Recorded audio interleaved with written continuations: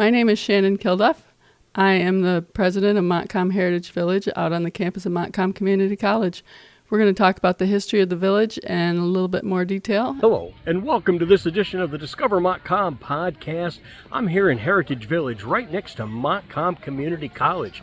Heritage Village has a festival every year, and they're having it right now. But we're going to learn more about what happens at this festival right after this. Welcome to the Discover Montcalm Podcast, where we are going to look at the communities, the businesses, the attractions, and the people that make up Montcalm County. Here is your podcast host, Dwayne Weed. Hello, my name's Dwayne, the host and producer of the Discover Montcalm Podcast, and we got a pretty cool story here today, something that's right within our county, and it's the Heritage Village out by Montcalm Community College. And I have Shannon with me today. Shannon, thank you for taking the time, and at the time of this recording, you just got done with a 3-day festival, correct? We did. And, so you've had a chance to breathe a little bit, and then you're right here, because I don't know exactly when this will be put out, but what I'd like to do is if we could get right into some history about the Heritage Village. And for people that don't know, it's right next door to Montcalm Community College. So can you give us a little backstory on when the Heritage Village, when it got started, and just a quick Reader's Digest history lesson? Back in 1986, the log cabin was offered to the school. And shortly after that, the Gatfield School from Amble was offered. And then some like-minded individuals got together and they thought, well, why don't we make a whole village of it? So in 1987, the construction of those buildings, the moving of them and construction was done, and they decided to have their first celebration. Okay. So that's when the festival started. That was 38 years ago. Okay, and that was 87 as well? Mm-hmm. So 1987. I know that being an instructor at the Montcalm Area Career Center, my digital arts students, we come out and we use the grounds there at Heritage Village as they're practicing learning photography, and it's nice to have these old buildings. And as you look, there's a water tower, there's a train, there's a depot, there's a general store, and I'm sure we could go on and on, but the festival, I know what the purpose of the festival, but can you share what the purpose of the festival is to the general public? The purpose of the festival is to reenact our heritage from this county, specifically Montcalm County. Okay. Most of the buildings have been moved from somewhere in the county. There's a couple, like the church is a new build. Yeah, and you can check. I mean, as you go up, there's little placards that say, and they'll say if they came from Crystal, or if they came from this community or that community.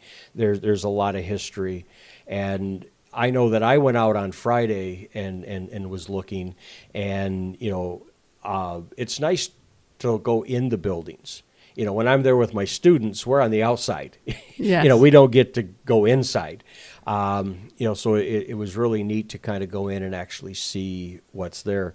So, and while we were there, I remember looking at the school, and class was in session.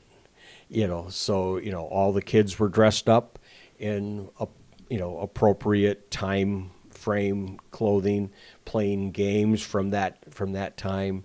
I found that to be really interesting. So as the years went on, in 87 there was a festival, and up to today, what are some of the, I guess what I'm looking for here is you're trying to bring awareness to the history, but could you kind of walk us around the grounds and kind of give us an idea of what they would have saw this past year for a festival, and maybe what it might look like in the future?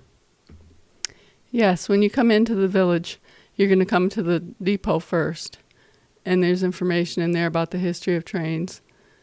We have a train engine from 1920s. Is that right? think that's right. Yeah. Don't quote me on the dates. Okay. Well, we're close. We're close, and it's got a little caboose Yes. on it as well. So we start at the depot, and then what else is around the? We have a grounds? quilt show. Some quilting clubs from around the county have come and they put out their quilts on display. Beautiful work, and they'll demonstrate the hand sewing and things like that. We have in the log cabin, there's typically a spinner in there. We have kids' activities out on the lawn. Kids can do some crafts, and inside they can see some old-fashioned toys. There's some old wooden toys on display that they can actually touch and play with and experience. And they were playing with them when I was there. Yeah, they like those that they can. Most of the stuff you can't touch in the village. Right. So the playhouse is designed so that most of the stuff in there they can touch. They can dress up in period clothes. Yeah. And then the schoolhouse, like you said, they do the school reenactment. The doctor's house is set up like a doctor's office in one of the rooms because the country doctors wouldn't have had an office necessarily in town. It would have been out of their home. Right. As a matter of fact, I lived in Dr. Lily's house Okay. for a while in Stanton, Okay. and there was a room that would have been his office. Let's see, what else do we have? We have lunch. Yes. Got to The- stop at the that pavilion. nice Stanton pavilion Women's there. Club does Yes. lunch. And then the tool shed, there's lots of old tools, woodworking things Okay. that the loggers would have used, like to stamp the end of the logs Yep. to yep. mark who they came from, what Yep. company they came from. We have some of those.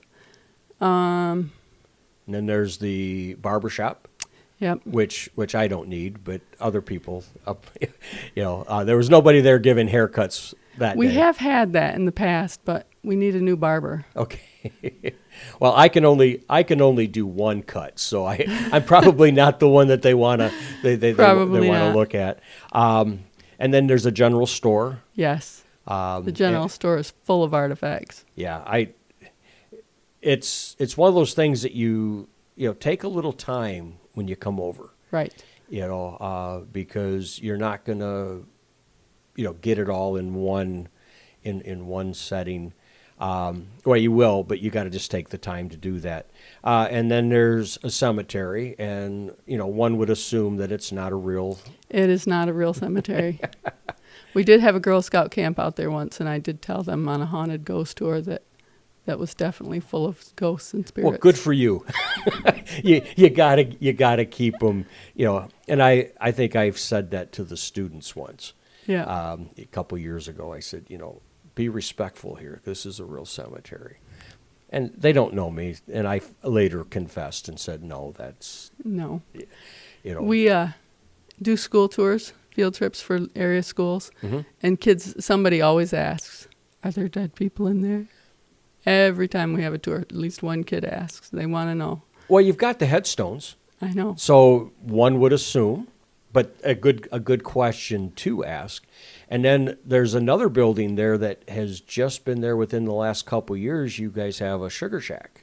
Yes. And that's kind of neat that, and then they do the maple syrup and then they end up selling that. So that's kind of cool. That's yeah, kind of cool. That's one of our new ones.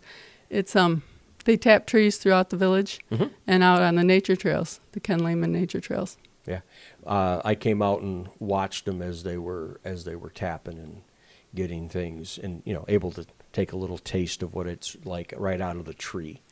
Little different than what you get out of the bottle. What are some of the biggest challenges that the Heritage Village has in keeping that facility going? Money. Coming up with the funding. We're constantly doing fundraisers. We don't charge for festival. It's free to park, free to enter. Okay. We don't charge the kids for school tours. Okay. So we're always doing fundraisers to keep it up. So a labor of love and Yes. So many volunteer hours. Right. So I guess one of the requests here is if anybody's interested in that type of thing, to reach out.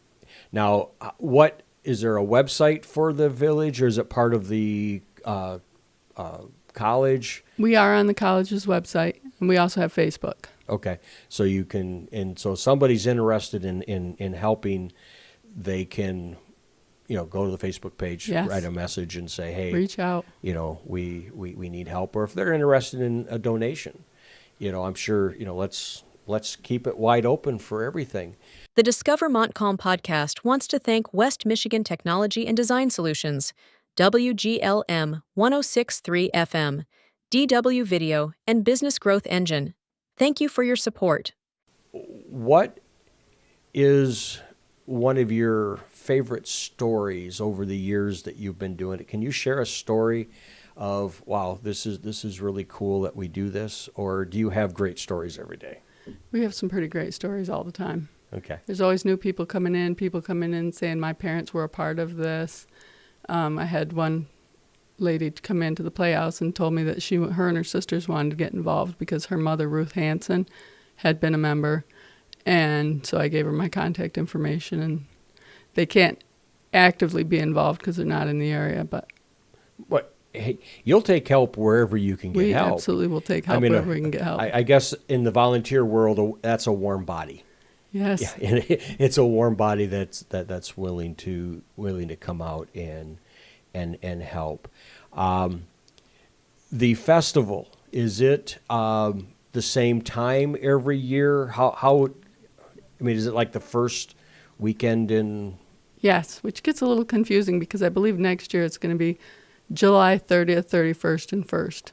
So the first Saturday. Okay, the first Saturday of the month is technically the weekend. So. Okay.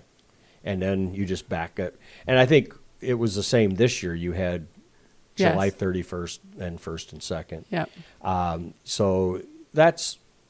So if anybody's out there, you can say, hey, the first weekend in August, yep, they can come out and, either volunteer, come out, check it out. You're always looking for donations, always looking for help. And the village is open year-round. Okay. The buildings aren't open, but people are welcome to walk through the village and check it out. The flowers are beautiful. Master Gardeners does a fantastic job keeping the flowers up. There's always something in bloom. Walking through in the fall, it's just stunning. Yeah. We had a fall wedding out there that was just beautiful. Okay. So you can rent the facility. Yes, you can rent the facilities. So that's good to know. So you can find you on Facebook. Is there anything else about Heritage Village that I haven't asked you that you'd like to make sure that people listening to the podcast get out of it? We are trying to grow. We do want more exhibit space. We've been given some things that need a home. We were given a carriage and a horse-drawn hearse, which is really neat. And right now it's kind of wedged in one of the barns, but it needs a proper place so it can be viewed and enjoyed. And yeah, that was from Brigham Funeral Home. Oh, okay. So, and if somebody's got any things that are from the county, reach out, let you guys know if there's like a carriage or et cetera, et cetera. Most of the artifacts out there have been donated by people from the community. Okay. That have said, this was my mother's or this was my grandmother's, my grandfather's. My kids don't want it. We don't want to, just get rid of it. We want it to be somewhere where people will appreciate it. And that's how we've come up with a lot of the things that are in our buildings. Yeah. So for those of you that haven't been there, check out Heritage Village right next to Montcalm Community College, tucked right in between the Montcalm area Career Center and the community college is this nice little village and check out the flowers. I know that the ag program at the Career Center helps out the Master Gardeners as well, getting out there and, just, learning and making sure that everything looks good. Shannon, thank you so much for taking the time today. You can check out, the Heritage Village over by MCC, find them on Facebook, go to MCC's website. You can find them on there as well.